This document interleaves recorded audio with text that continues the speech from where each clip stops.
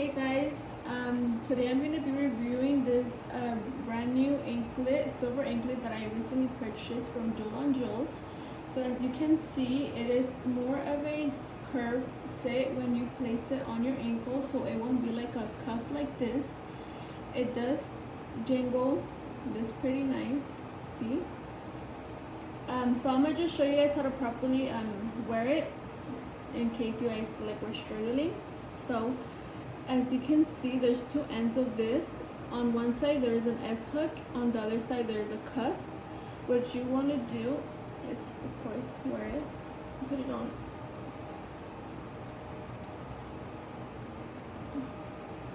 With the S hook, with one of it on the side, you're gonna want to lift it up so you could insert this side of it and then put it through.